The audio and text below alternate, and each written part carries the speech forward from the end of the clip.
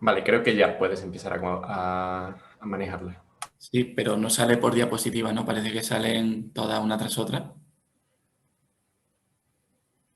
Ahora, vale. Pues buenos días a todos. Para los que no me conozcáis, mi nombre es Salvador Osuna. Estoy haciendo una tesis doctoral allí en el Instituto de Agricultura Sostenible, bajo la dirección del profesor Diego Rubiales y el doctor Nicolás Rispay. El título de mi tesis es Mejora genética de guisante para caracteres agronómicos y resistencia a roya, en concreto el hongo Uromyces piscis, que es el causante de la roya en guisante. Pues bien, voy a comenzar hablando un poquito sobre el cultivo del guisante en el mundo y luego en concreto en España. En todo el mundo se cultivan más de 10,5 millones de hectáreas de guisante. Es la quinta leguminosa de grano más cultivada en el mundo y la segunda más cultivada en las regiones templadas, únicamente tras la soja. Concretamente en España se producen más de 200.000 toneladas de guisante, siendo aproximadamente la mitad de todas las leguminosas de grano que se producen en este país, y además es el cuarto productor de Europa, solo tras Rusia, Francia y Ucrania.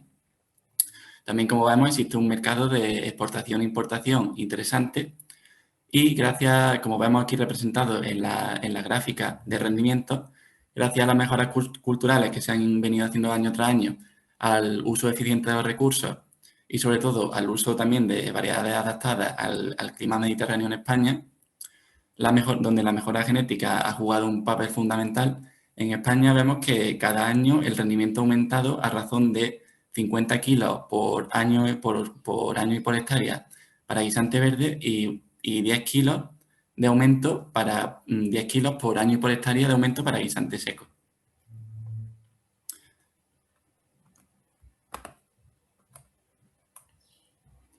Esto nos indica, además de que, bueno, invertir en mejora genética de guisante tiene sentido porque existe un mercado internacional, un mercado nacional y además tiene sentido porque vemos que cada año el rendimiento está aumentando gracias a esta mejora que se está haciendo, ¿no? Pues en este sentido, mi tesis se estructura dentro de un programa de mejora en el que partimos de una colección de germoplasma de 320 entradas, las cuales se han genotipado y fenotipado. Por un lado, el genotipado se ha hecho obteniendo marcadores DARSEC, con lo que obtendremos la estructura y la diversidad genética de la población. Conseguiremos localizar dónde están los SNPs en el genoma y con ayuda de programas informáticos pues localizaremos, identificar genes que están asociados a rasgos de interés. ¿Estos rasgos de interés cuáles son? Pues a través fenotipando la colección, tanto en ensayos controlados como en de campo, hemos estudiado los caracteres agronómicos más deseables, como son rendimiento, biomasa, peso de semilla y tamaño, etcétera. Y a través de estos, por un lado, el objetivo del genotipado y el fenotipado que están cumplidos, uniendo estos dos objetivos, estamos realizando estudios de asociación genómica, con lo cual estos marcadores vamos a asociarlos a los rasgos de interés que he mencionado y en un paso todavía más posterior pretendemos inferir a través de ecuaciones de predicción genómica cómo se comportaría para un rasgo en concreto sin tener que fenotipar, simplemente genotipando una entrada, cuál sería su comportamiento en campo. Y el resultado final pues, sería obtener variedades mejoradas para los agricultores. Pues bien, la enfermedad en concreto con la que yo me estoy centrando, se centra en mi tesis, es la roya del guisante. Las royas forman el grupo... Uy, perdón que se me ha ido.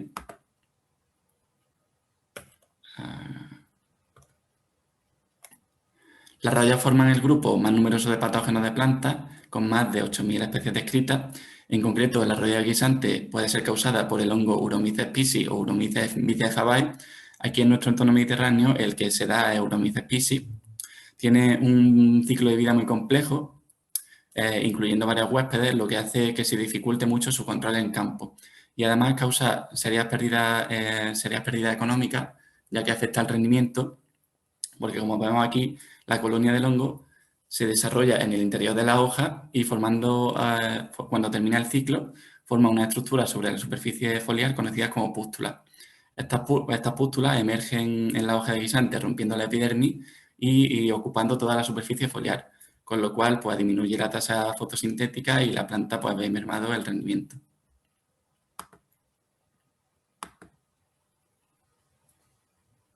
hablo un poquito de la colección con la que estamos trabajando. Con el propósito de encontrar nuevas fuentes de resistencia, se está trabajando con esta colección de guisantes que representa toda la diversidad de la especie. Incluye las 8 subespecies diferentes de guisantes y además también incluye toda la morfología posible, todos los tipos de color de flor, de tamaño, tanto rastreras y algunas incluso que llegan a alcanzar los 2 metros de altura.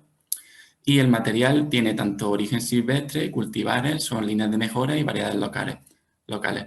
También se han incluido algunas entradas que son de origen desconocido.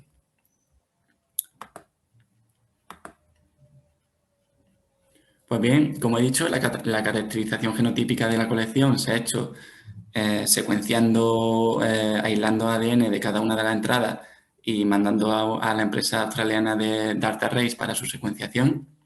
Y en este paso lo que hemos tenido son los marcadores adecuados que permiten establecer una diferencia en la variación genética.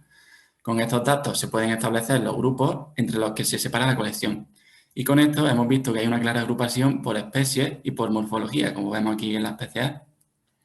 Y además se pueden clasificar estas entradas dentro de la colección que no estaban bien descritas. Como vemos aquí, hay entradas que están entre los dos grupos y esto nos va a permitir esclarecer pues, entradas, como he dicho, que eran de origen desconocido, pues clasificarlas taxonómicamente bien en los grupos a los que pertenecen.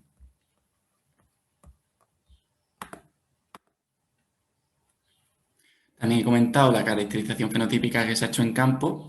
Pues bien, aquí en la finca de la Alameda del Obispo, durante 3 campañas consecutivas se han sembrado las 320 variedades con 3 repeticiones en un diseño alfa-latis con controles.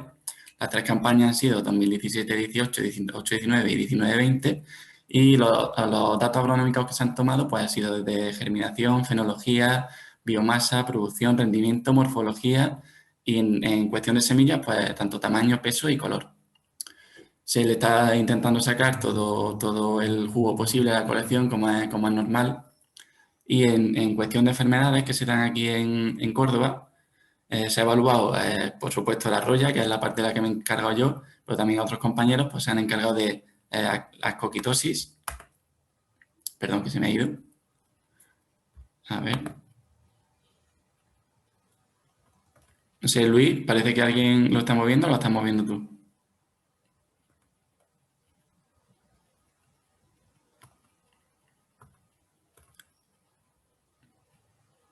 A ver si me encuentro. Aquí. Roya, que me he encargado yo, como he dicho, ascoquitosis, oidio, jopo, una planta parásita, gorgojo y pulgón, que son plagas de insectos. Paso a la siguiente. Luego, en condiciones controladas, como también he dicho, se ha evaluado en concreto a la enfermedad de Roya, en la que se han evaluado unos componentes de resistencia macroscópicos y microscópicos. En cuanto a los eventos macroscópicos de resistencia, la colección ha demostrado también tener una gran variabilidad en cuanto a respuestas, lo cual vemos aquí simplificado en estos gráficos, que al final es lo que estamos buscando, que haya una diversidad compleja en la colección, que es lo que nos va a permitir pues, hacer los estudios de asociación genómica en los que estamos trabajando en estos momentos, gracias al software informático GAPI. Estamos, aquí por ejemplo un Manhattan plot a lo largo de todo el genoma, cada puntito serían los marcadores moleculares y cuando asocia estos marcadores a un fenotipo en concreto, que sería en este caso concreto a la respuesta de cada entrada a la roya, pues los marcadores que cada uno se somete a un fuerte análisis estadístico, los marcadores que resultan ser estadísticamente significativos, superan un threshold y entonces podemos decir que ese marcador está asociado a la resistencia a roya en ese ambiente en concreto. Esta plataforma también nos permite analizar varios modelos al mismo tiempo. Aquí en concreto está analizando 5 modelos y luego, bueno, no es tan fácil, luego hay que ajustar muy bien los modelos, sobre todo los datos que tú entras, a verlos tratados adecuadamente. Y en concreto, pues esto, la identificación de los marcadores SilicoDart, que son los que tenemos asociados a la resistencia de roya en campo.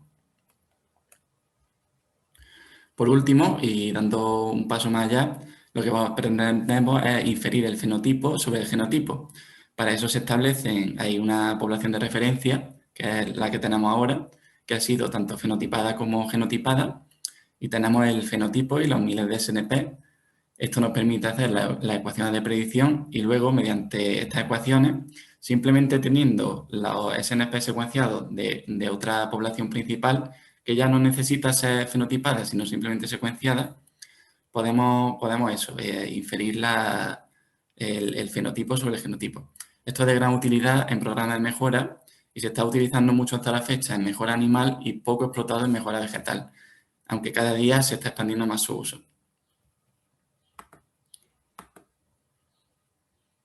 Y pues nada, quería agradecer por supuesto a mi grupo por todo el apoyo y muchas gracias por dar la oportunidad de que los doctorandos comentemos nuestro trabajo aquí en grupo. Y nada, las gracias y yo me desactivo.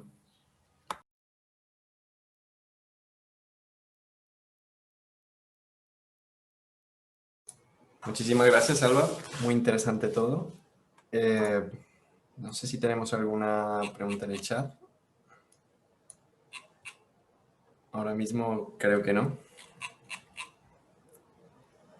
Pues eso, te animo a que estés pendiente a las redes y al chat para contestar más adelante. A continuación, Francisco Jesús Agudo Jurado. ¿Estás por ahí? Sí, estoy. ¿Se me escucha? Sí, señor. Pues te voy a ir dando los controles y cuando quieras.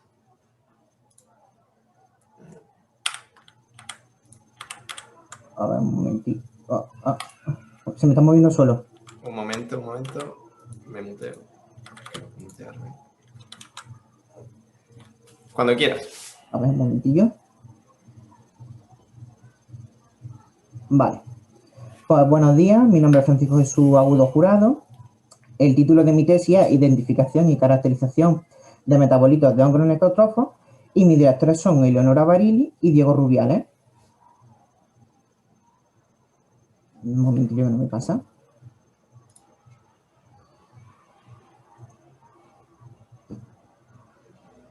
Ahora, en esta presentación voy a realizar una pequeña introducción con los objetivos de la tesis, el método de trabajo desarrollado, diversos resultados que hemos obtenido y un problema que hemos encontrado durante la realización de este proyecto.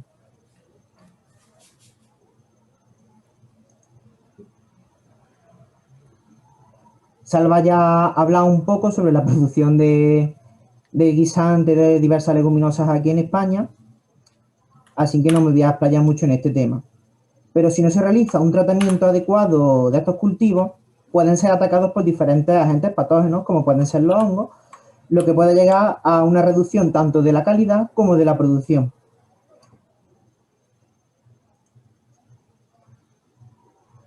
Este tipo de hongos tienen sus nutrientes de su huésped mediante la penetración y la neutralización de las defensas del huésped. Por ello, estos patógenos tienen dos tipos de mecanismos diferentes. Uno físico, como puede ser la formación del tubo germinativo, y otro químico, entre los que destacan principalmente la producción de compuestos bioquímicos, como pueden ser las toxinas y las enzimas.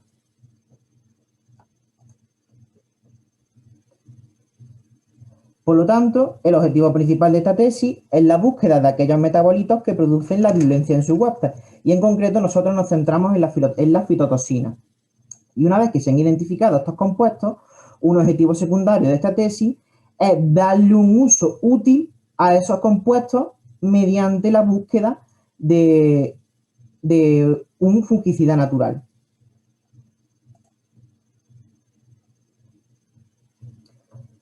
El proceso que se está siguiendo es el siguiente. Primero se obtiene el micelio y el exudado del hongo en medio líquido.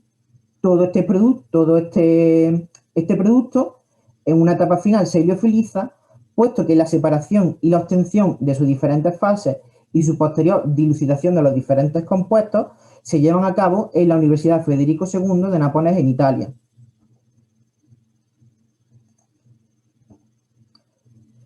Utilizando, entre otras técnicas, como puede ser el HPLC, separan todos los productos en diferentes fases y aquí ya nos encargamos de realizar diferentes bioensayos para determinar cuál de ellos presenta un mayor daño en el material vegetal. Con estos resultados ya nos ponemos otra vez en contacto con ellos y ya nos determinan cuáles son los diferentes compuestos que se han obtenido y realizamos de nuevo el mismo experimento para determinar cuál es el culpable de dicha virulencia. Por último, en la búsqueda de un fungicida natural, estos compuestos son puestos a prueba para determinar la capacidad que tienen para inhibir el crecimiento de estos hongos de carácter biotrófico, como pueden ser la roya o el oidio, tanto en leguminosas como en cereales. Este tipo de experimento primero se realiza más bien a una escala microscópica, como podemos ver en las imágenes de la izquierda, y una vez que se ha obtenido un compuesto con un carácter fungicida potencial, es cuando ya le realizamos el experimento en planta completa. Pues siguiendo entonces esta metodología, en esta tabla podemos ver un cronograma con toda la colección de hongos a nuestra izquierda y en las fases que más o menos actualmente nos encontramos con cada uno de ellos. Aunque a continuación voy a explicar todos los resultados de cada uno de los hongos que hemos obtenido hasta ahora. Con respecto a Coquita lentis, en estudios anteriores, en trabajos anteriores realizados por el grupo, se obtuvieron 7 compuestos, los cuales todavía le quedaba por realizar ese objetivo secundario de la búsqueda de la capacidad fungicida. Por lo tanto, primero se realizó el ensayo a nivel microscópico. De este ensayo, al realizarlo con los 7 compuestos, solo uno de ellos obtuvo grandes resultados, que fue el pachivacin. Y este compuesto fue testado posteriormente en planta completa y se obtuvieron 2 tipos de resultados diferentes. Con respecto al oidio, la capacidad fungicida vimos que dependía en mayor medida de la concentración del compuesto y en cambio cuando lo testamos frente a roya, observamos que la inhibición de estos hongos depende en mayor medida del tiempo de aplicación y obteniéndose incluso mejores resultados en el mismo momento de la inoculación del hongo.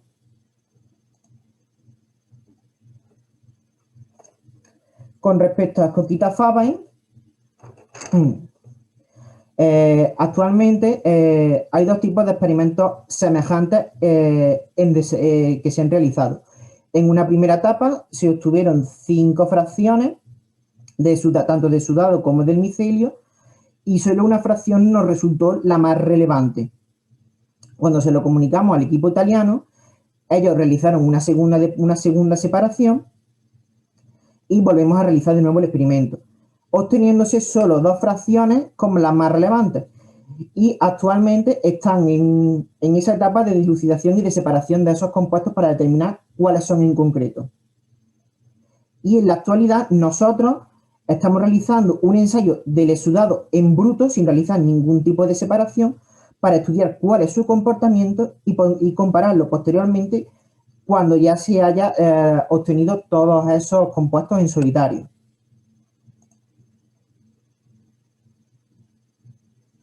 Finalmente, con respecto a la gama de Coletotrichum, aquí tenemos diferentes fases que se han ido obteniendo y aún se está determinando cuál de ellas puede ser la que sea más probable de encontrar uno de esos compuestos que estamos buscando. Y en la actualidad se está realizando una gama de huéspedes, para determinar cómo actúan estos hongos en otras leguminosas, tipo soja, guisante, lenteja, latiru, haba. ¿Por qué? Porque durante la realización de estos experimentos, como ya he dicho, el proveedor de esta especie de hongos nos comunicó que el Coletotrichum truncatum, cuyo huésped es la soja, puede hallarse mal clasificado y que en vez de ser un Coletotrichum truncatum, sea un trifoli. Así que de momento lo que hemos determinado es seguir con los experimentos y ya una vez que obtengamos los resultados de esa gama de huéspedes, ya procederemos a ver qué es lo que podemos realizar. Pues con esto, muchísimas gracias por su atención.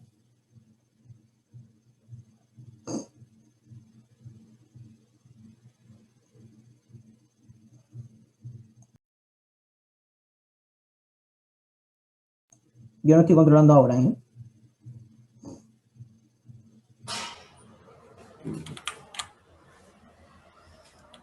Vale, Francisco, muchas gracias por tu exposición, muy interesante. Creo que no hay ninguna pregunta ahora mismo en el chat.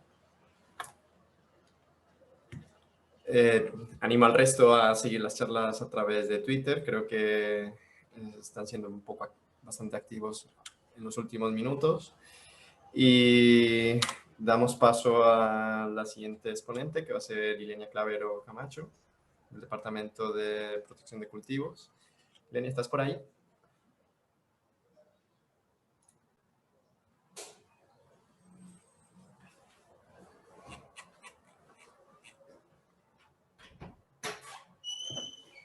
Ilenia. Vale. Entonces vamos a compartir la pantalla y a darte los controles.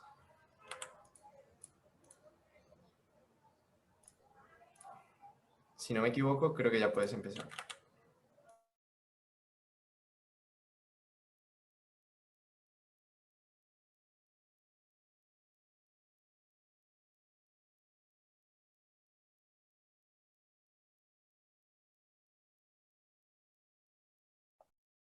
No. Vale, ahora. Buenos días, para los que no me ubiquéis aún. Mi nombre es Ilenia Clavero Camacho y estoy haciendo la tesis en el Departamento de Protección de Cultivos en el Laboratorio de Fitonematología, y mi tesis está dirigida por los doctores Pablo Castillo y Juan Emilio Palomares Riu. En esta presentación mi objetivo es presentaros así la tesis de forma bastante simple para presentar un poco el trabajo que estoy empezando a realizar. Vale, no se pasa. Los objetivos de la tesis se dividen principalmente en tres. El primero es estudiar la problemática actual de nematodos fitoparásitos en los patrones de prunus más usados en las principales zonas productoras de España, caracterizar posteriormente la microbiota y los niveles poblacionales de estos nemátodos e intentar asociarla a los diferentes patrones comerciales y también las colecciones de patrones disponibles en el Aula DEI, que es una estación experimental perteneciente al CSIC ubicada en Zaragoza, y los de IFAPA que tenemos aquí al lado. Y por último, evaluar en condiciones experimentales la relación entre la microbiota y el efecto supresivo del suelo, así como su relación con los patrones estudiados.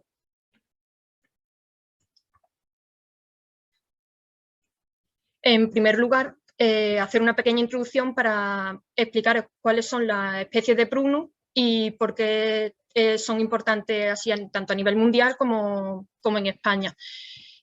Respecto a las especies de prunus que se cultivan, principalmente pertenecen a este género las almendras, las cerezas, los albaricoques, el melocotón, la nectarina.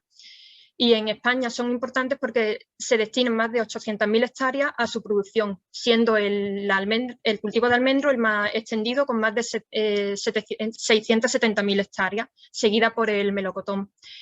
Respecto a niveles de producción, tal y como ha dicho David, España se encuentra en el segundo puesto, pero está por detrás de Estados Unidos, en concreto de California, el cual produce el 80%, mientras nosotros el 7%.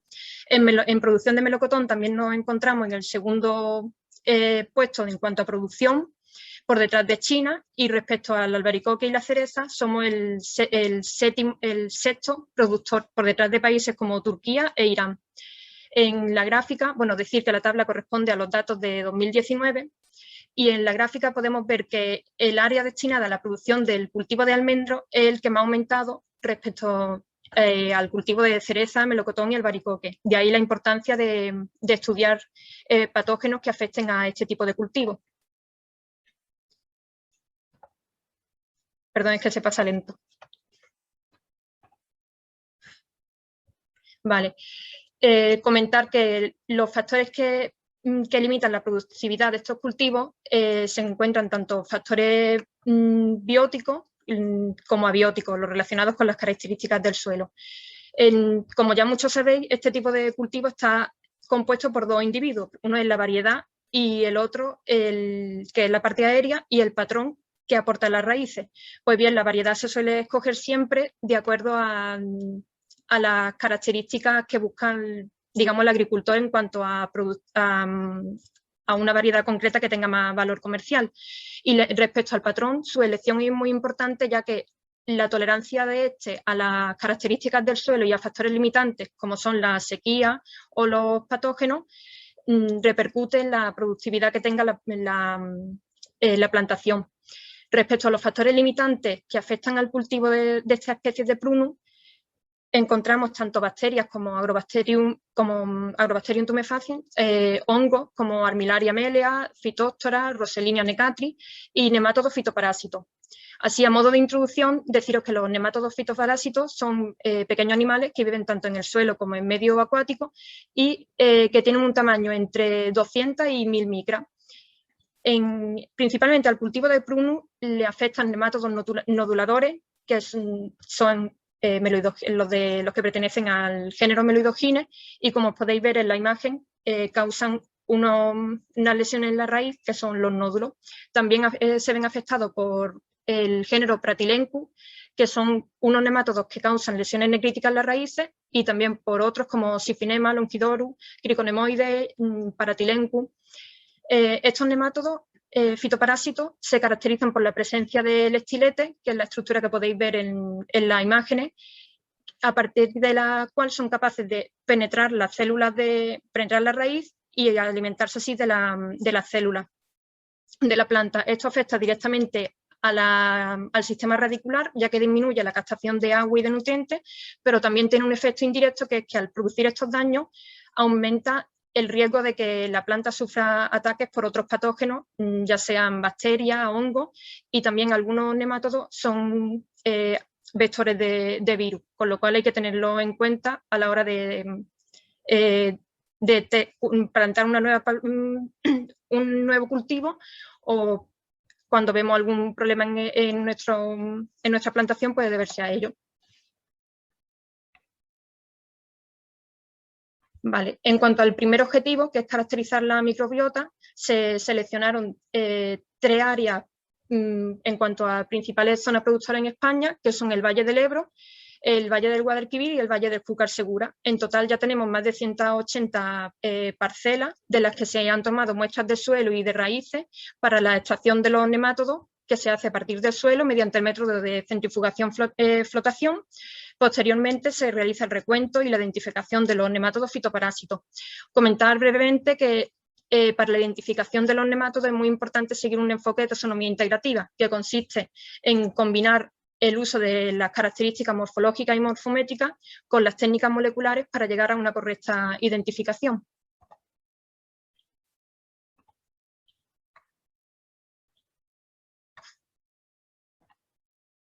Es que no se pasa, perdón. Ahora, para el objetivo 2, que consiste en caracterizar la microbiota, se estudia la comunidad microbiana asociada a la superficie de la raíz, es decir, al rizoplano. Para ello se hace una extracción de ADN y se realizan diferentes técnicas de secuenciación para llegar a la identificación taxonómica. Actualmente estamos trabajando con Illumina, con secuenciación con Minion de nanopores, y para utilizar así técnicas de metabarcoding. Y también tenemos PCR específicas que nos permiten la identificación de algunos géneros y especies de hongos y bacterias que pueden actuar como agentes de control biológico. También se realiza en este objetivo la caracterización físico-química de muestras de suelo seleccionadas. Las características físicas son las del porcentaje de arcilla, limo y arena, y nos permiten clasificar los suelos según la textura, que es lo que podéis ver en este triángulo, y también la materia orgánica, los colores corresponden a la cantidad de materia orgánica, y las características químicas como el pH, el contenido de carbono, nitrógeno.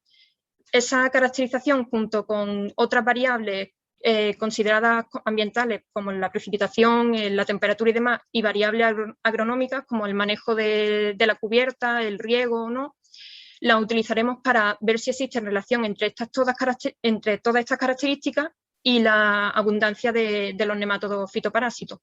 Y también se muestrearon, como en la imagen veis, el campo de patrones de la estación experimental de Aula Dei en Zaragoza, porque el objetivo es que existen diferentes patrones, aunque los más usados son GN, que es Garnet, o GF y GF677. El objetivo es de ver estos patrones junto con otros existentes si hay alguna diferencia en la microbiota asociada a ellos.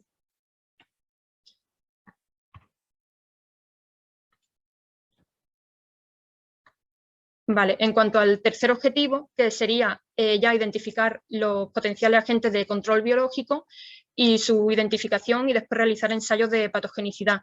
Comentar brevemente que los agentes de control biológico pueden actuar por interacción directa, ya sea por parasitismo o depredación, por competición por el sitio, digamos, de alimentación, activación de la defensa de las plantas o producción de toxina como antibiótico, ¿no? Que es la conocida como antibiosis. En esta imagen podéis ver un juvenil de Meloidogine, que es una de los géneros que causa más daño en este tipo de cultivos, y está infectado por Pasteuria penetrans, que tiene toda la cutícula llena de esta espora. Y respecto a las otras imágenes podéis ver también huevos de Meloidogine que están parasitados por hongos. En este objetivo es aislarlos directamente del suelo, cultivamos los nemátodos y los huevos para ver si tienen alguna agente que, como podéis ver aquí, que estos son huevos cultivados y vemos que del huevo emerge el hongo. Y el objetivo es identificarlo y poder comprobar si actuarían como agentes de control biológico. Vale. Y ahora, esta es otra imagen que el principal objetivo, el principal método que nosotros estamos estudiando es la interacción directa de los agentes de biocontrol con los nemátodos, ya sea porque parasiten directamente los huevos, como se ve en las imágenes anteriores, o porque parasiten a los juveniles o a los adultos. En este caso vemos un juvenil de Meloidogine que está atrapado por dos anillos de un hongo, Arthroprotis, que forma a lo largo de la hifa estas estructuras por las que el nemátodo acaba entrando y cuando queda atrapado y al final muere, hay algunos hongos que este tipo de anillos los produce y van engrosándose, y matan de este modo al nemátodo, y en este caso el nemátodo ya muere porque no puede huir de ahí y el hongo empieza a alimentarse. Y en esta imagen es para reflejar que el parasitismo se estudia tanto viendo el cultivo a simple vista en placa y ver si hay hongo, micelio emergiendo del hongo, y también por técnicas de microscopía, que podemos ver, lo que usamos son yoduro de propidio para teñir en rojo un colorante para diferenciar entre células vivas y muertas, y en azul un colorante que se une a la quitina y permite de este modo diferenciar la estructura de hongo. Vale, y como conclusión, perdona que se pase tan rápido, como conclusiones simplemente quería recalcar que la finalidad de este proyecto es generar conocimiento para comprender la interacción entre los microorganismos del suelo, principalmente nos centramos en bacterias y hongos, y su relación con los nemátodos fitoparásitos que infectan patrones de pruno en España, para de este modo aumentar la resistencia de estos patrones frente a estos patógenos. Esto es especialmente importante porque en almendro, por ejemplo, no existe ningún nematicida que esté autorizado para poder tratar las enfermedades que provocan los nemátodos.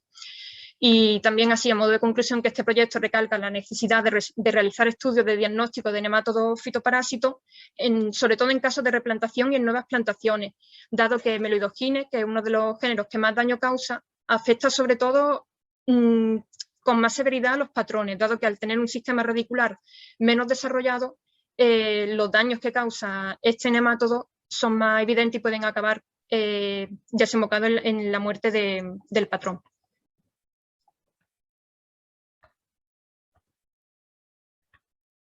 Vale, muchas gracias por vuestra atención y espero que os haya gustado el tema y os haya resultado interesante. Gracias.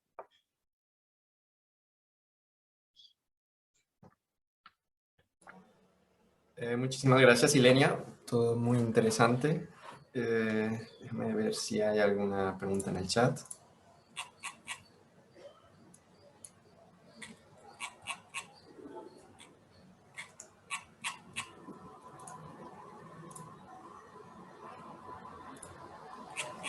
Pues creo que en este momento ninguna. De nuevo te animo a que estés pendiente a las redes y al chat para futuras preguntas. Bien, vamos a continuar. Pues es mi turno. Un servidor va a dar ahora la siguiente presentación. Un momento. Mi nombre es Luis Felipe Arias. Pertenezco al Departamento de Protección de Cultivos y estoy en mis segundo años de tesis, donde estudiaremos aproximaciones epidemiológicas y de ecología microbiana para el control de la verticilosis en olivar.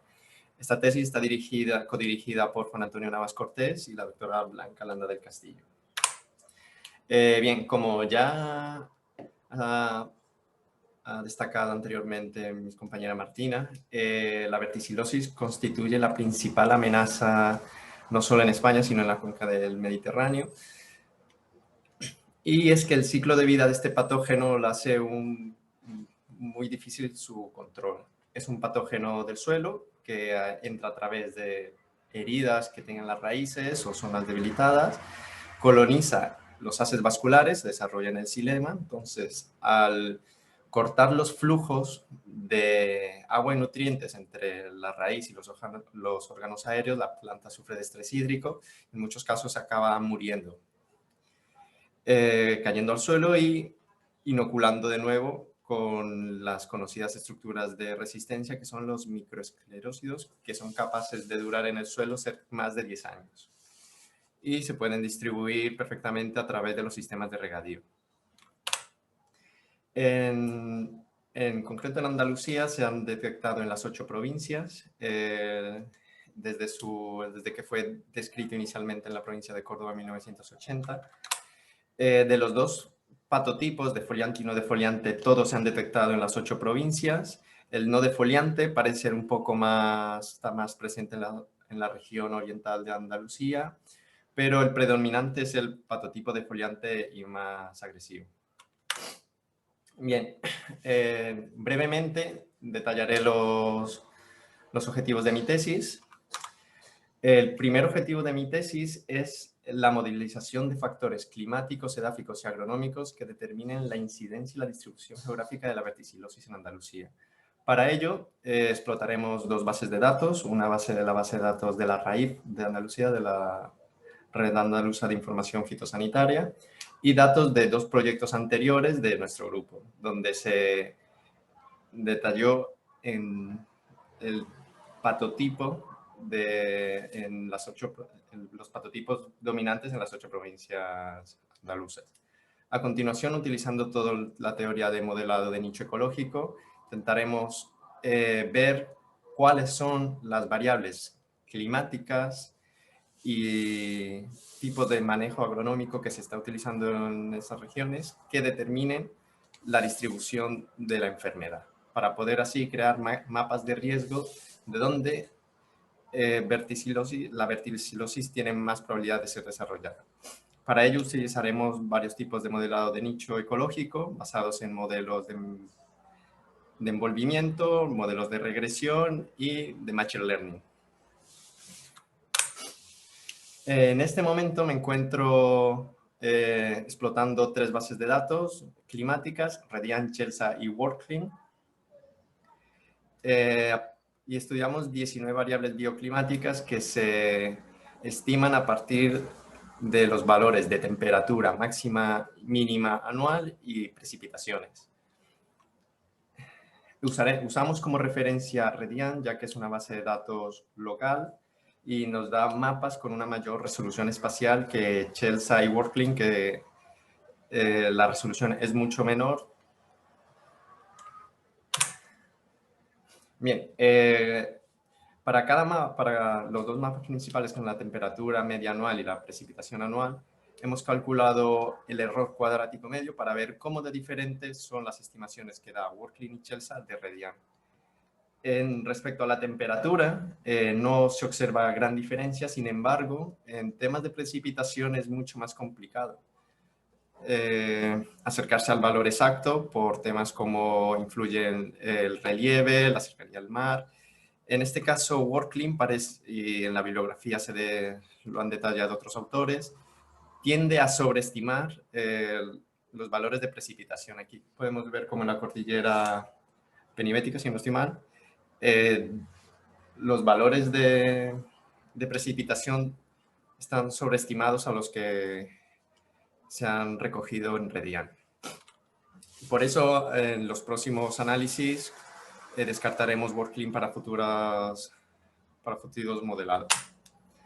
El segundo objetivo de nuestra tesis es entender qué ocurre en las comunidades de los suelos, entender las interacciones entre los hongos y bacterias en 200 fincas donde se han detectado verticilosis, se ha extraído el ADN de olivos infectados y no infectados por el patógeno, y mediante la tecnología de secuenciación de amplicones, 16S para bacterias e ITS, intentamos estimar aquellos taxones que hay presentes en el suelo para luego poder hacer todo tipo de correlaciones con la incidencia de la verticilosis. Esta metodología la hemos puesto a punto en otro proyecto en paralelo, en el que estudiamos el efecto de diferentes tipos de cubierta vegetal y manejo en suelos de olivar de una finca en Sevilla, en Benacazón. Y animo a todo el mundo, si quiere consultar un poco más sobre este proyecto, estará pronto publicado en Agronomy. Y finalmente, el tercer objetivo de mi tesis es englobar la información generada en el objetivo 1 y 2 para crear un sistema de predicción de niveles de riesgo y calidad biológica del suelo, en base a los datos del microbioma, para poder estimar a escenarios actuales y a futuros la incidencia de esta enfermedad en la región. Pues muchísimas gracias. Eso es todo y darle gracias a mis compañeros de grupo, que sin ellos esto no sería posible. ¿Alguna pregunta? Vamos a ver. De momento no hay ninguna pregunta en el chat, Felipe. Y en Twitter de momento tampoco. Vale, me he dado cuenta que tenía la cámara. Bien, pues si no hay ninguna pregunta por ahora, Belén. Sí. Vale.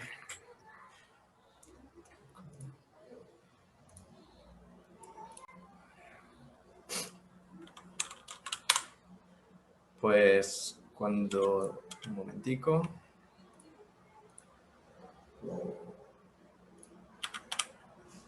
Cuando tú quieras.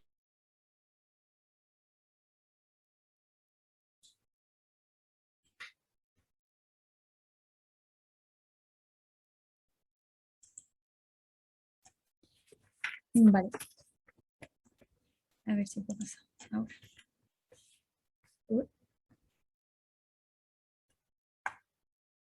Ahora. Vale, bueno, pues yo soy Belén Fernández y os voy a hablar sobre la caracterización.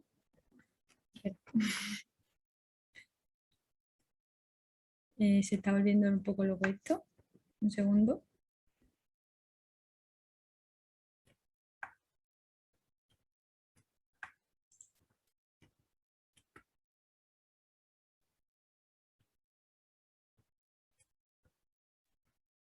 Ahora estoy llegando.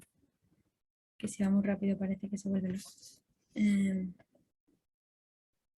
Vale, os voy a hablar sobre la caracterización genética de poblaciones locales de jopo de girasol con mayor virulencia y de nuevas fuentes de resistencia genética en girasol. Bueno, pues como ya sabéis, el girasol es un cultivo muy extendido a lo largo de todo el mundo, siendo España uno de sus mayores productores. En nuestro país, su producción se centra en las regiones de Andalucía, Castilla y León y Castilla-La Mancha. Un segundo, que no puedo pasar de diapositiva. Vale, que va muy lento. Y nada, entre su uso más extendido encontramos, como sabéis, la alimentación humana en forma de pipa o aceite, y este sirve tanto como para industria como para biodiesel. Entonces, como es un cultivo muy importante, se llevan a cabo diversos programas de mejora. del cultivo, como es la mejora en el rendimiento del cultivo, la mejora en la calidad del aceite, la tolerancia a sequía, calor y herbicidas y la resistencia a enfermedades y plantas parásitas, como es el caso de Orobanche cumana, más comúnmente conocido como jopo de girasol, que es una planta parásita que produce la disminución en la productividad de los cultivos de girasol, y es lo que tenéis en la imagen. Entonces, mi tesis se basa en la interacción jopo-girasol, que en general sigue un modelo gen a gen, en donde hay un gen de avirulencia en el jopo y un gen de resistencia en el girasol. El problema es que el jopo tiene una alta tasa de mutación y hay que estar constantemente buscando nuevas fuentes de resistencia. Os explico un poco esto. Por el siglo XIX aparecen los primeros cultivos de girasol infectados de jopo. Entonces a esta raza de jopo se le denominó raza A. Consecutivamente, se encontró una fuente de resistencia que estuvo basada en el gen de resistencia OR1. ¿Qué pasa? Que al cabo del tiempo esta gen de resistencia, apareció otra nueva raza de girasol llamada raza B, a la que OR1 ya no era resistente. Se tuvo que buscar otra nueva fuente de resistencia llamada OR2 y así sucesivamente. Pero ¿de dónde vienen estas fuentes de resistencia? Pues vienen de girasoles silvestres que se evaluaron para resistencia a jopo y se veía que eran inmunes a ciertas razas de jopo. En este sentido, recientemente se ha detectado una nueva raza de jopo muy virulenta que es la raza G. Bueno, perdón, que no lo he dicho. Entonces, de los girasoles silvestres, los genes de resistencia fueron introgresados en el girasol cultivado mediante cruzamiento y selección. Entonces, recientemente se ha detectado una nueva raza de jopo llamada raza G y por este grupo de investigación se ha descubierto una fuente de resistencia basada en el girasol silvestre Elianthus debili y esa fuente de resistencia vendría del gen OR-DED2. Entonces, en este sentido, mi tesis se basa principalmente en la caracterización del gen de resistencia de Elianthus debili, que como he dicho anteriormente es resistente a una de las razas de jopo más virulentas conocidas hasta la fecha. Entonces la idea es caracterizar el gen, conocer su localización, conocer su función, etc. ¿Cómo se está haciendo esto? Bueno, pues a ver si pasa. Bueno, pues se diseñaron marcadores a lo largo del genoma. Esto permitió detectar en qué grupo de ligamiento se encontraba el gen de resistencia, en este caso sería el grupo de ligamiento 4, y mi función es que mediante la técnica del mapeo fino detectar la localización exacta del gen, por tanto averiguar su secuencia y su función, etc. Entonces, durante este año hemos conseguido disminuir la zona donde creemos que está el gen a la mitad. Y en esta localización tenemos una batería de unos 5 o 6 genes que son interesantes para la resistencia, y el siguiente paso sería pues analizar estos genes para ver si son de verdad responsables de esa resistencia. Paralelamente también se están estudiando otras líneas de girasol silvestres también, que se sabe que son resistentes a otros tipos de razas de jopo, a otras razas de jopo, y se sabe que también su gen de resistencia está en el grupo de ligamento 4, entonces se quieren hacer estudios comparativos con DEP2 para detectar su gen de resistencia. Y esto no me está pasando, no sé por qué, vale. Bueno, esto es lo que acabo de decir, de los estudios comparativos. Y ahora, el segundo objetivo de mi tesis se centraría en el jopo, que también se quiere caracterizar, en este caso, su gen de avirulencia. ¿Qué pasa? Que de esta planta se conoce, hay muchísima menos información que de girasol porque no se ha estudiado tanto, pero dos cosas buenas es que recientemente se ha secuenciado su genoma, proyecto en el que ha participado este grupo, aunque todavía no está publicado, y también mi compañero Álvaro hizo un mapa saturado de marcadores a lo largo del genoma. Entonces, un poco con esta información se logró determinar en qué grupo de ligamiento estaban los genes de resistencia que queríamos determinar, los genes de resistencia de 3 razas de jopo muy virulentas. Y pues mi misión, igual que con el girasol, es mediante la técnica de mapeo fino, llegar de verdad a la localización de ese gen de resistencia y por tanto a su función. Sin embargo, de esta parte todavía no tenemos ningún resultado, se sigue analizando. Y por último, me gustaría comentar que también durante este año se han llevado a cabo experimentos en el campo diversos. Uno de ellos, pues aquí os he puesto las fotos de que fueron los cruces para generar futuras poblaciones de estudio. Y nada, como conclusión, es un proyecto muy interesante porque, por un lado, el estudio genético en girasol, aparte de darnos información sobre el girasol, nos va a permitir extrapolar estos hallazgos a variedades con problemas similares y nos va a permitir llevar a cabo la estrategia piramidal, que consistiría en un futuro introgresar más de un gen de resistencia al girasol cultivado para que no sea tan fácil sobrepasar esa resistencia por el jopo. Y por otro lado, el estudio genético del jopo es también muy necesario porque está muy poco estudiado, nos va a dar más información sobre él y además se ha visto recientemente que para estudiar la resistencia se tiene que estudiar tanto al girasol como al jopo, por tanto es algo bastante necesario. Y ya está. No sé, me pasa, pero bueno, había una diapositiva final. Ya está.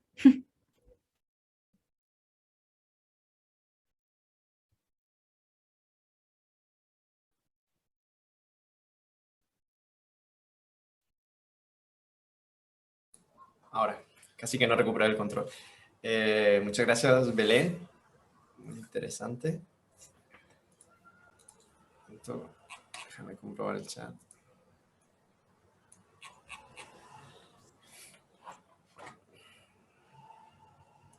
Bueno, que tenía esto desactivado. A continuación, María Dolores Requena. Presente. Hola. Hola, No sé si se me escucha. Bien, pues dame un segundo y te doy los controles.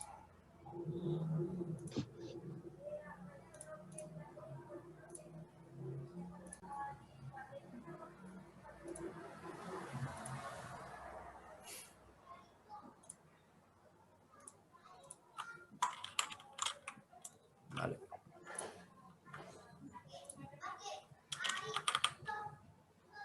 Pues cuando tú quieras, Loli. A ver, voy a probar que funcione. Vale, vamos. Vale, pues bueno, buenos días. Yo soy María Dolores Requena Ramírez y estoy en mi segundo año de tesis con un contrato predoctoral FPI. Mi tesis se titula Desarrollo de estrategias para la modificación del perfil de carotenoides y sus ésteres en trigo y titordio. Y bueno, este es un proyecto que es compartido entre el Instituto de Agricultura Sostenible de aquí de Córdoba y el Instituto de la Grasa de Sevilla. Para, a ver si pasa. Para entrar un poco en contexto, decir que los carotenoides son pigmentos liposolubles sintetizados por plantas, algas y bacterias fotosintéticas. Son los responsables de la coloración de un gran número de alimentos vegetales y animales, entre una gama de colores entre el amarillo y el anaranjado rojizo. Y, uy, no sé, un momentillo. Vale, y nada, las plantas tienen funciones de gran importancia como son absorber la luz durante la fotosíntesis, además de ser unos magníficos antioxidantes. Os he querido poner una tabla con alimentos típicos de nuestra dieta mediterránea y sus carotenoides mayoritarios, y como podéis observar, pues hay una relación directa entre el color de estos alimentos y su contenido en carotenoides. Pasa lentísimo. Además, los carotenoides pues, tienen un importante papel para la salud, ya que reducen el riesgo de sufrir ciertas enfermedades como son algunos tipos de cánceres, la degeneración macular relacionada con la edad y el déficit de vitamina A, que es la principal causa de desnutrición a nivel mundial. Aquí he querido poner algunas noticias sacadas de Twitter que habla sobre este tema. En concreto quiero comentar la noticia reciente de que se va a empezar a comercializar el arroz dorado en Filipinas. Creo que a muchos os sonará el arroz dorado, ya que es un transgénico con un alto contenido en betacaroteno, que es el principal precursor de vitamina A. Y bueno, este transgénico se llevó a cabo con la finalidad de lidiar con este problema tan importante.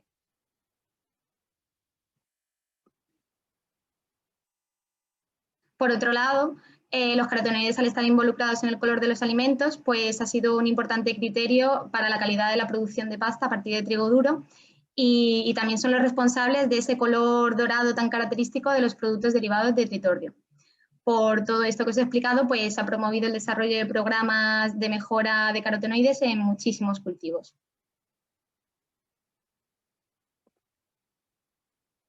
Por el título de mi tesis podéis ver que yo principalmente trabajo con tritordio y con trigo duro. Tritordio es un anfiploide derivado del cruce de Ordeon chilense con trigo duro y es un cereal que presenta un alto contenido de carotenoides en su endospermo. Gran parte de estos carotenoides se encuentran esterificados con ácidos grasos y bueno, los ésteres de carotenoides tienen una mayor capacidad de acumulación en las células y además tienen una mejor estabilidad durante el almacenaje post cosecha. Hasta hace poco no se habían descrito ésteres de carotenoides en trigo duro, aunque ahora hablaremos de eso. Y aunque ahora sabemos que existen variedades de trigo duro que sí esterifican, los niveles de ésteres de luteína en tritordium siguen siendo muy superiores a los que se han encontrado en trigo duro. Esto se debería a que el principal causante de esa alta proporción de ésteres de luteína en tritordium es el genoma de Ordeon chilense. Por todo esto, pues mi tesis se centra principalmente en 3 objetivos. El objetivo 1 es el estudio y caracterización de la diversidad existente en la colección de trigo duro de España para su perfil de carotenoides y ésteres. El objetivo 2 es determinar la base genética que está detrás de la esterificación, tanto en Ordeon chilense como en trigo. Y como objetivo 3, pues el estudio del efecto de la transferencia de genes candidatos de los genomas A y B de trigo duro y harinero para el perfil de carotenoides y sus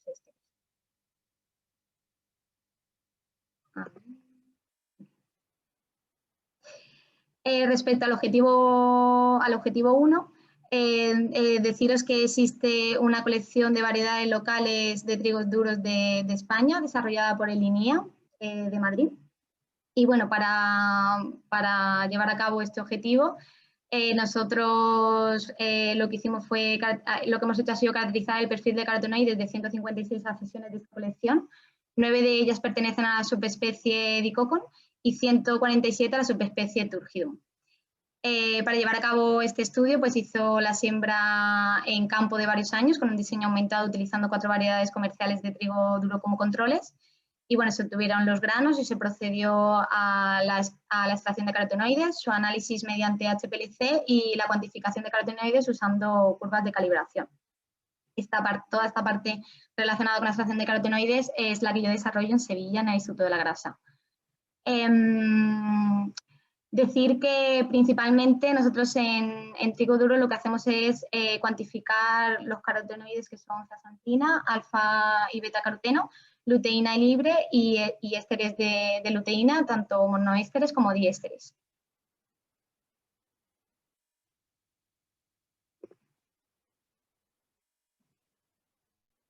Nuestra sorpresa fue que de esos 156 genotipos analizados, 4 de ellos mostraban cantidades importantes de monoésteres y diésteres de luteína, con una contribución entre el 27 y el 31% al contenido total de carotenoides, y que además existían 11 genotipos más que mostraban trazas de monoésteres de luteína.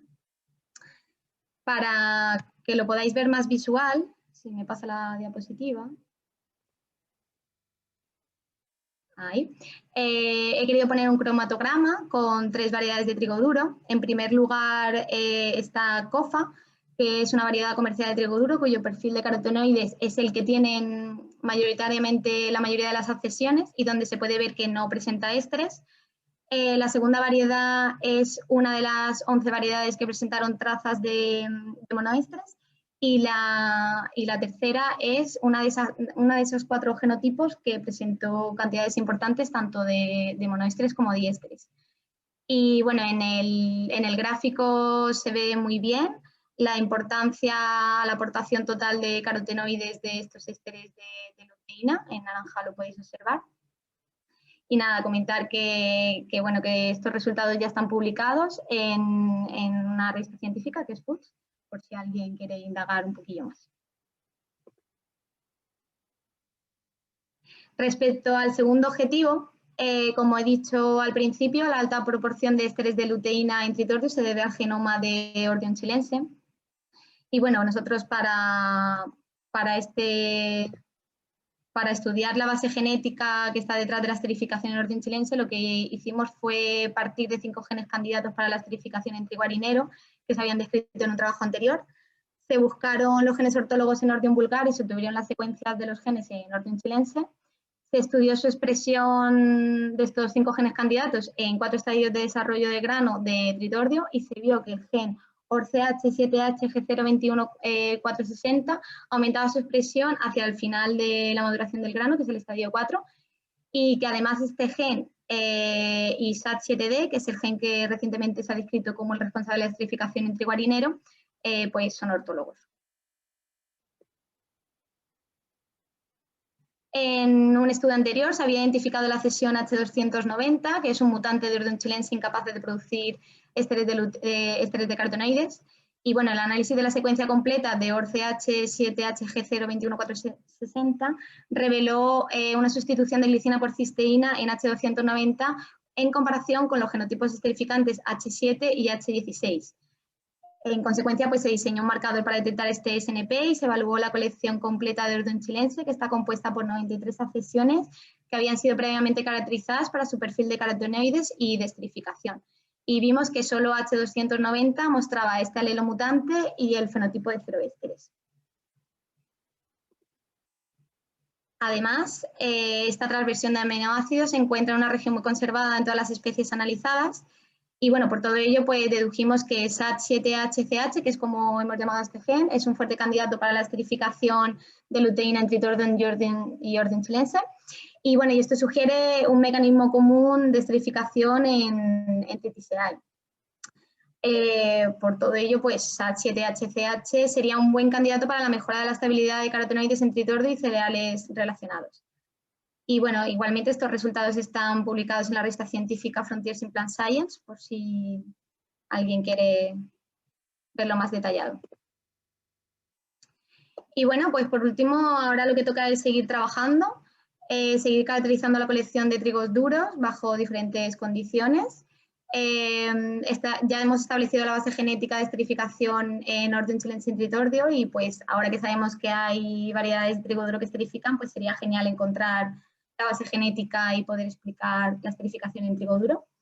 Y bueno, respecto al tercer objetivo, pues ha perdido un poquito el sentido porque la referencia de genes candidatos entre los genomas A y B de trigo duro y harinero pues era muy interesante porque pensábamos que no habían trigos duros que esterificaran, pero una vez que tenemos trigos duros que esterifican, pues son más el punto de partida para los programas de biofortificación. Y ya como último, quería hacer una pequeña reflexión, ya que esta jornada está orientada a la importancia de la comunicación. Y bueno, y es que aunque con mi investigación, al igual que con la de todos vosotros, aportemos solo un granito de conocimiento a la ciencia, entre todos pues acabamos descubriendo y encaminando investigaciones y aplicaciones futuras pues muy importantes. Yo creo personalmente que ha habido un gran avance, un avance bastante importante en el hecho de que ahora lo publicamos todo en Open Access, porque bueno, la ciencia y el conocimiento pues debe estar al alcance de todo el mundo, por supuesto. Y bueno, pienso que parte de nuestra responsabilidad como científicos es dar visibilidad a nuestros resultados, cosa que hoy en día es muchísimo más fácil gracias a las redes sociales y a otras plataformas varias. Y bueno, lo cual facilita pues que esta información llegue de una manera muchísimo más sencilla a absolutamente toda la sociedad, porque al final, ¿de qué sirve descubrir muchas cosas y trabajar mucho si al final nadie las conoce y no se llegan a aplicar nunca? Así que nada, muchísimas gracias por vuestra atención.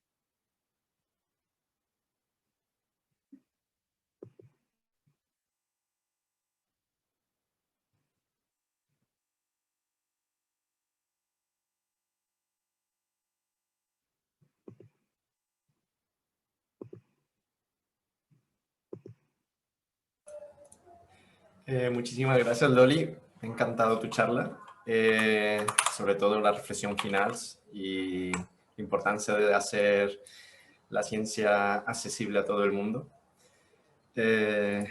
Vamos a ver si tenemos por aquí alguna pregunta. Pues por ahora no. Entonces vamos a ir dándole turno a mi compañera Pilar Velasco, que se encuentra ahora mismo haciendo parte de su estancia en la Universidad de Oxford.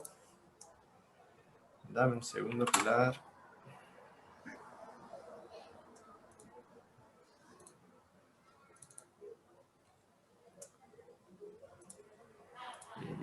Dorito.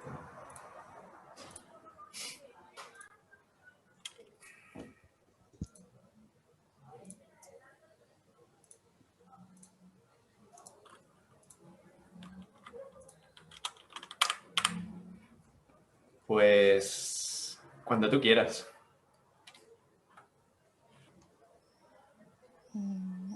Creo que no se me pasa aquí.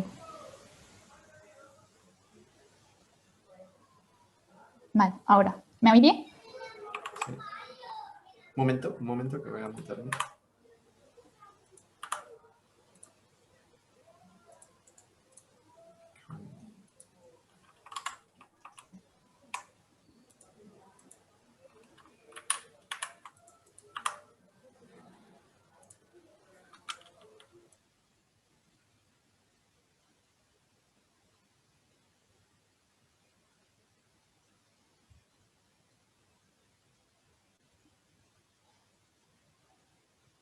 Vale, pues creo que va todo bien. Buenos días, os voy a hablar, soy Pilar Velasco, como Luis Felipe ha dicho, y os voy a hablar de mi tesis que va sobre el desarrollo y aplicación de herramientas genómicas para el estudio de poblaciones de Xylella fastidiosa en España. Pues bien, como podéis ver por el título, mi tesis tiene una protagonista, que en este caso es una villana, no pasa, vale, aquí. Que sería Xylella fastidiosa. Xylella fastidiosa es una bacteria fitopatógena que vive en el xilema de las plantas y esta bacteria pues, se puede detectar o se ha podido detectar en más de 550 plantas huésped. Como buena villana que es, Xylella fastidiosa pues, se puede detectar se puede detectar y puede causar... Luis, no me pasa. Puede causar enfermedades en cultivos de importancia económica, como puede ser la vid, los cítricos, el olivo y el almendro, entre otras plantas pues, de bosque mediterráneo. Y además existen 3 subespecies que están aceptadas, que sería fastidiosa, múltiple y pauca, y otras 3 subespecies más pues, han sido propuestas, que serían Morus, Sandy y Tasky.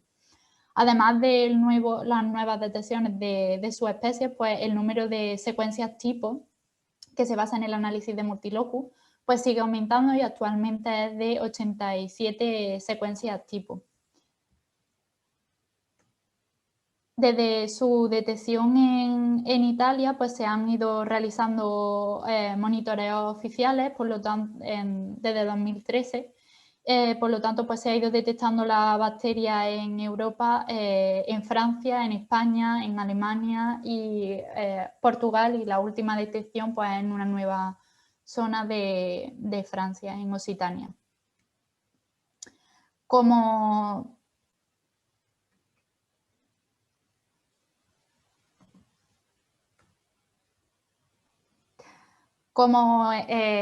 todos los protagonistas de las novelas, pues nos gustaría que Xylella también tuviese alguna debilidad, pues como Superman, por ejemplo, la kriptonita, pero sin embargo Xylella fastidiosa pues actualmente no se conoce cura, por lo tanto la única solución que tendríamos para poder controlar esta enfermedad pues sería mediante la detección tanto de la bacteria como el rango de plantas huésped en el que se puede llegar a controlar, como que se puede llegar a...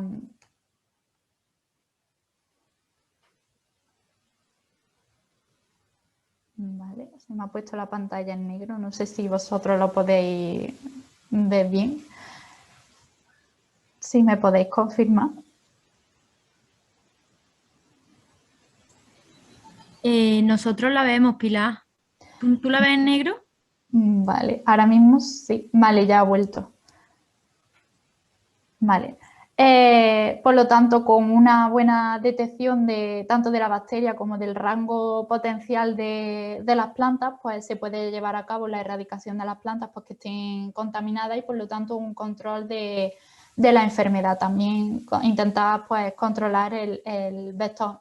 Por lo tanto, una buena detección tendría un buen control de la enfermedad, todo muy fácil. pero sin embargo esto no es así, ya que las técnicas de detección tienen una serie de limitaciones.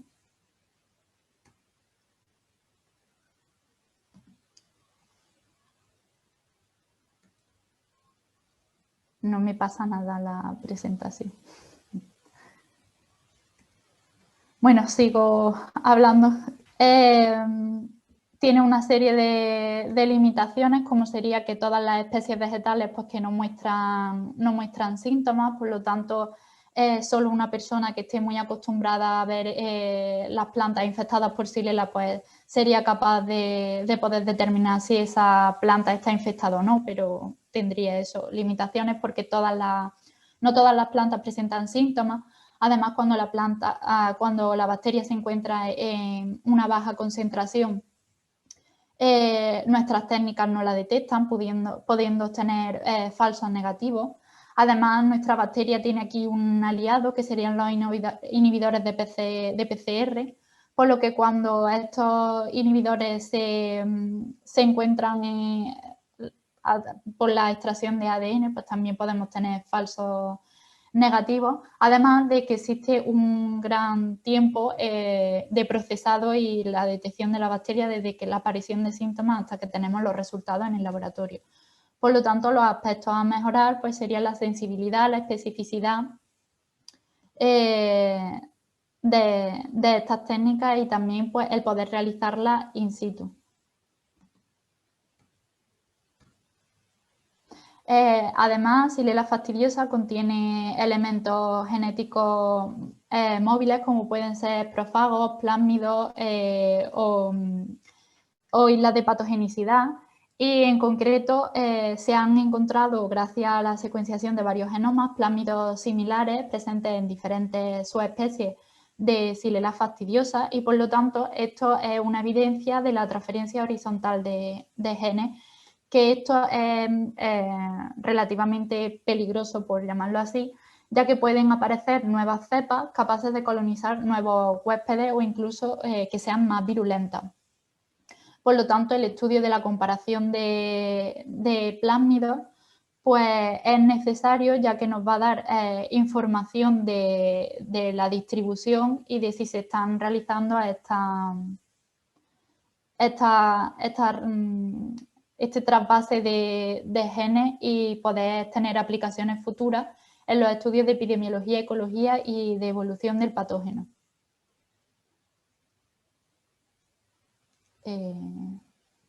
Otra vez se me ha puesto en negro.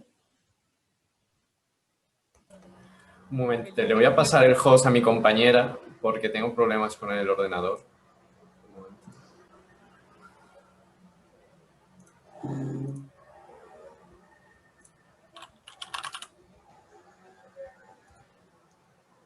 ¿Ya lo tengo? Sí. ¿Puedes compartir ahora? Sí. ¿Veis la pantalla? Sí. Espérate que te doy el control, Pilar, un segundo. A ver, mira a ver si ya puedes. ¿Ya lo estás moviendo tú? Perfecto. Vale, sí, ya. Perdona por... Va muchísimo más rápido.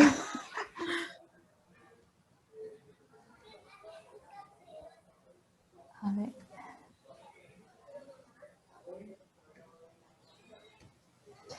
Vale, pues como estaba comentando, pues eso, que los análisis de comparación de las secuencias de los plásmidos, pues tanto el estudio de la presencia y de la distribución, pues que nos va a permitir tener información acerca de los mecanismos de adaptación y pues esta información pues, nos va a poder tener futuras aplicaciones en los estudios de epidemiología, ecología y evolución de este patógeno. Pero todo no va a ser gris, no va a ser negro, y vamos a intentar buscar algún tipo de soluciones que como pueden ser las nuevas tecnologías. Tecnologías como la de Arbor Bioscience, que serían con el uso de una sonda, MyBeats, que son sondas que permiten una hibridación específica pero flexible y por lo tanto se pueden recuperar regiones que tienen una gran cantidad de variabilidad, por lo tanto se pueden llegar a comparar y detectar pues cepas taxonómicamente diferentes. Por lo tanto, el diseño de sondas específicas pues, nos podría permitir determinar mediante secuenciación información de una vez como la subespecie, la secuencia tipo, la presencia de plásmidos, información acerca del pangenoma, etc. Y además, pues poder utilizar secuenciadores de última generación como las tecnologías de Oxford Nanopore que permiten obtener secuencias más largas y pues de una vez se pueden llegar a realizar librerías con más de 6 cepas diferentes o muestras. Por lo tanto, teniendo en cuenta estos problemas o objetivos, pues se pueden desarrollar los objetivos de mi tesis, que serían la optimización de técnicas de detección temprana in situ específica y sensible de Silela, el estudio de la estructura genética de los focos en España, el desarrollo de herramientas de NGS y el uso de herramientas como del sistema de Oxford Nanopore, como es el caso del Mini-IO.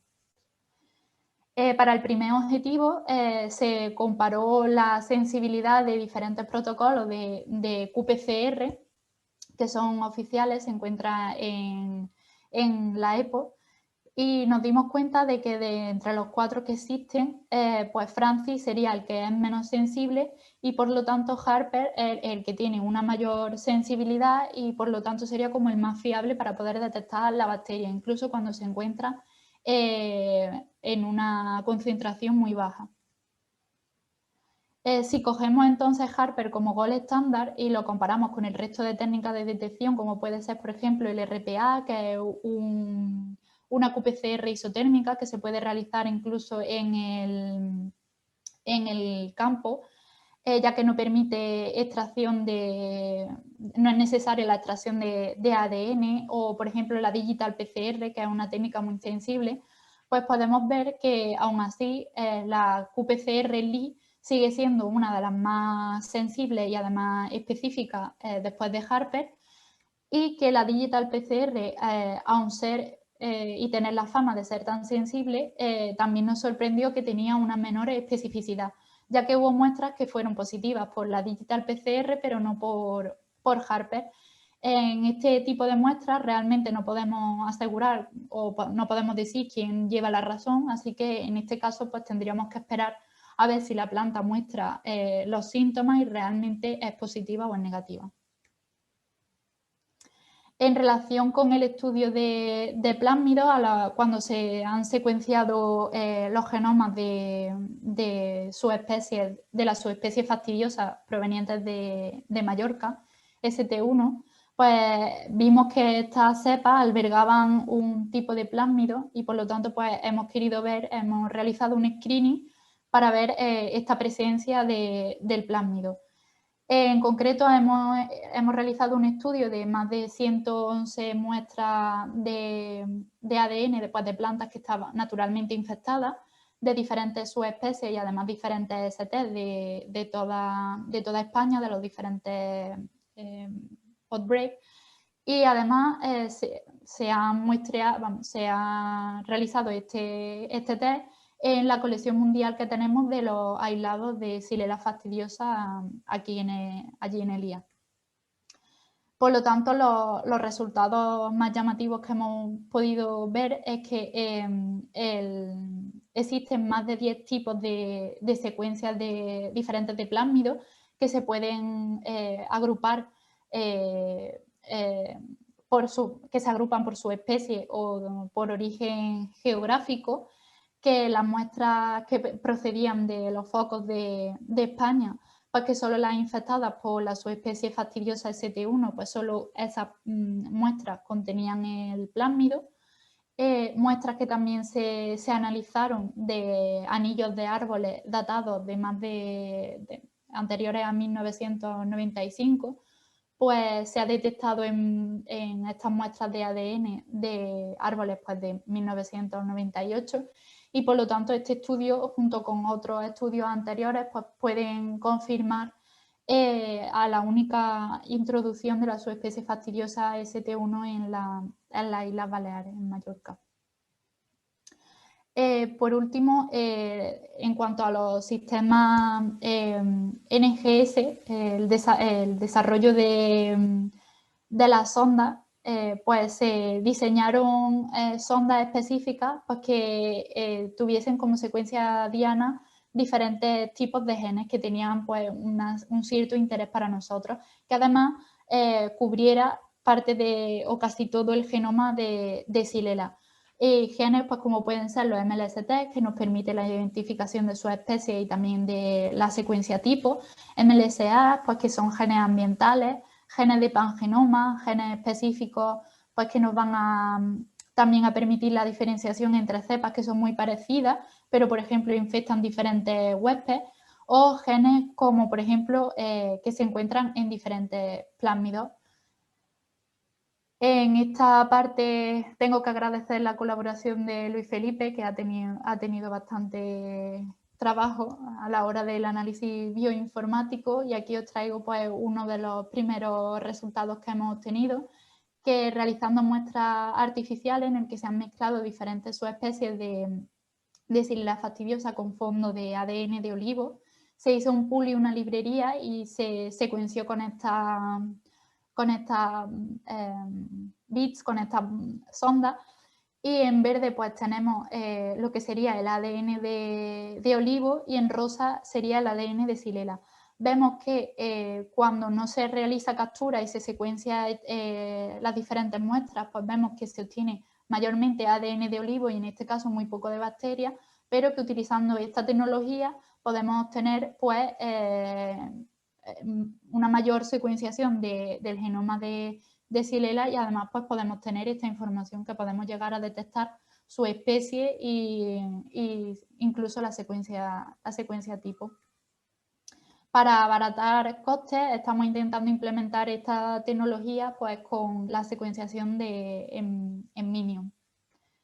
Y ya que la jornada pues, se está centrando en investiga, publica y tuitea, considero que soy bastante activa en Twitter y que me gusta pues, compartir bastante las curiosidades o las cosas graciosas que veo en mi día a día en el laboratorio, pero que además de estas cosas que a veces pues, pueden resultar tontas o que por puro postureo, pues pueden dar lugar a debates que pueden dar lugar a una mayor divulgación de nuestro trabajo, y que todavía queda mucho trabajo que hacer por parte de mi tesis. Y nada, muchas gracias por la atención y perdonad los inconvenientes de las diapositivas y mis nervios.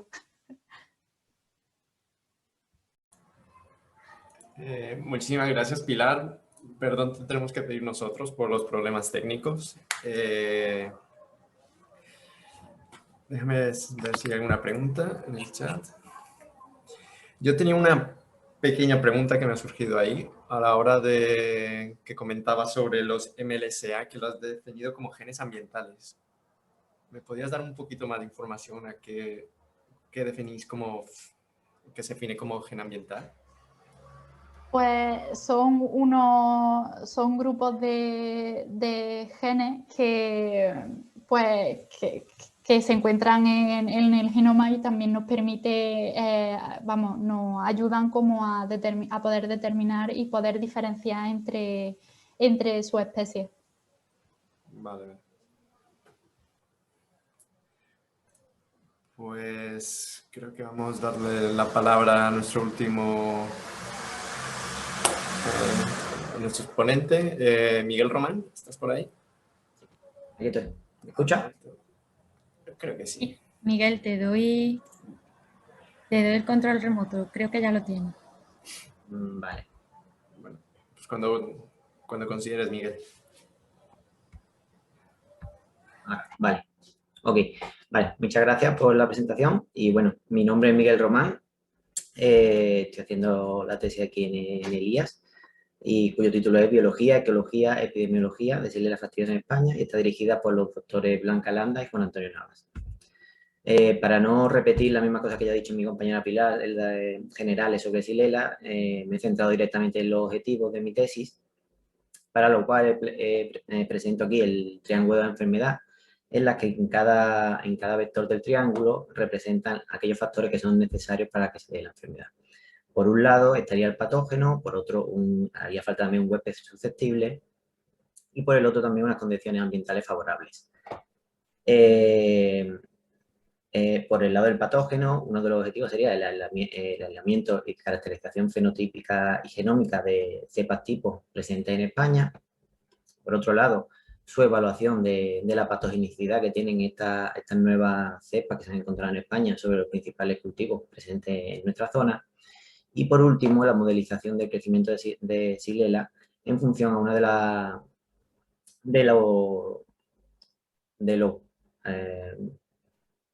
de los caracteres ambientales más importantes, como es la temperatura. Voy a comenzar con el primero de ellos, que es la caracterización de cepas tipo de Xylella, para lo cual se hizo un estudio comparativo de 2 cepas aisladas de almendro y procedentes del foco de Alicante. Ambas cepas comparten más del 99% del genoma y la gran diferencia que existe entre las dos es la presencia de 2 plásmidos en la cepa ESVL. Y este trabajo se llevó a cabo en colaboración con la Universidad de Auburn, en Alabama. Por un lado, se hizo una caracterización fenotípica en la que se evaluaron distintos caracteres que están relacionados con la colonización y la patogenicidad de las cepas de Xylella en plantas huésped. Y por otro lado, se hizo un análisis comparativo entre las 2 cepas para ver cuáles eran para ver diferencias específicas en el genoma de las mismas. Y los resultados principales que obtuvimos fueron que, a pesar de la alta similitud de las cepas, de las 2 cepas, como vemos en esta imagen de arriba, se encontraron genes únicos en el cromosoma de las 2 cepas y, por supuesto, también en los 2 plásmidos que posee la cepa SVL. Y en cuanto a la caracterización fenotípica y comparadas con las cepas de referencia, encontramos que las cepas españolas tienen una menor capacidad de formación de biofilm, una menor capacidad de movilidad. De hecho, una de las cepas sus células no tienen capacidad de movimiento. Y también encontramos una menor capacidad de agregación y de adhesión. Estos resultados fueron confirmados además cuando evaluamos estos posibles cambios en la función de algunos genes que encontramos en algunos genes relacionados con la movilidad y con la adhesión. En este sentido de caracterización fenotípica, también estamos trabajando en determinar la diversidad metabólica de una serie de cepas de Xylella con el objetivo de ver si estas diferencias que estamos viendo que en el aprovechamiento de algunos compuestos concretos nos permiten ver ciertas condiciones de adaptación de algunas cepas de Xylella a nuevas plantas huésped. Y por otro lado, en colaboración con el doctor Juli Pereto, también estamos elaborando modelos metabólicos de estas cepas de Xylella sativa. Otra de las patas, otro de los objetivos de los que voy a explicar brevemente algunos de los resultados, es la evaluación de estas cepas, la evaluación de la patogenicidad de estas cepas en este caso, en 3 cultivares de olivos que son ampliamente utilizados en nuestra zona. Como podemos ver en estas imágenes, se han realizado tanto en muestreos en hojas durante 18 meses, en varios tramos, y un muestreo de tallo a los 9 meses, un muestreo de tallo destructivo. Los principales resultados que llevamos hasta la fecha son que después de más de 2 años del experimento, todavía no se han desarrollado síntomas claros de la enfermedad en ninguno de los cultivares evaluados. Además, encontramos una mayor tasa de detección de Xylella en el muestreo de tallo.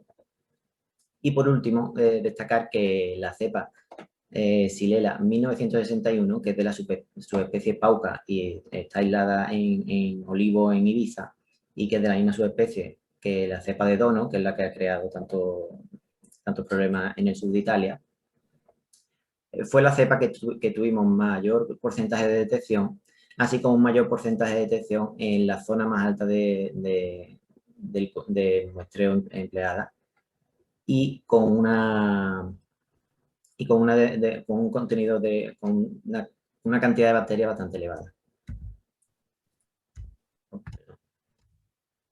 Y por último, voy a comentar brevemente los resultados que estamos obteniendo en la modelización de este patógeno en función de la temperatura.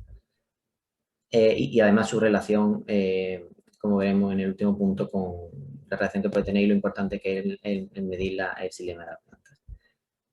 Por un lado, hemos evaluado casi 40 cepas de Xylella fastidiosa de diferente origen geográfico y plantas huésped, y se han evaluado tanto el crecimiento como la formación de biofilm en un rango de temperatura entre 4 y 40 grados.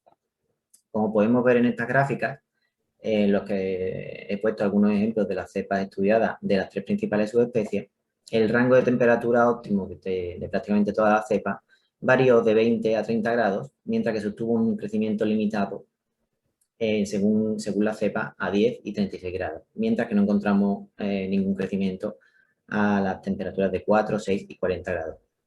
Esta respuesta de las cepas de Xylella a las temperaturas extremas nos lleva a preguntarnos si estas temperaturas extremas influían en la supervivencia y viabilidad de las células de Xylella, lo cual puede tener implicaciones luego en la viabilidad de estas células en plantas. Y para lo cual lo que hicimos fue volver a aquellas cepas que estaban incubadas a las temperaturas extremas mínimas y máximas, las volvimos a incubar a una temperatura favorable para su crecimiento. Y curiosamente, los resultados que obtuvimos fueron que las cepas que fueron incubadas a temperaturas por debajo de 10 grados recuperaron su capacidad de crecimiento, tanto de crecimiento como de formación de biofilm, mientras que aquellas cepas que fueron incubadas a 36 y 40 grados fueron incapaces de recuperar esa capacidad de crecimiento. Y por último, en colaboración con el equipo del doctor Luca Testi del Departamento de Agronomía, en la que se instalaron en 2 parcelas de almendro y olivo varios sensores, tanto en las ramas como en el tronco como en el suelo, con el objetivo de determinar los patrones de temperatura en los vasos del xilema y su relación con la temperatura del aire. Y el resultado principal, o uno de los resultados principales que observamos, fueron que la temperatura tanto del tronco como del suelo fue significativamente inferior y especialmente en los meses de verano, lo cual puede tener implicaciones importantes a la hora de la supervivencia de la bacteria en nuestras condiciones climáticas, que son bastante duras.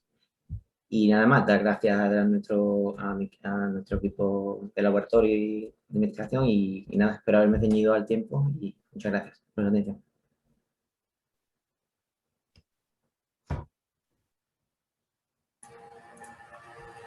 Muchísimas gracias, Miguel. Bueno, creo que no hay ninguna pregunta ahora mismo en el chat. Pues contigo damos por terminada el segundo bloque.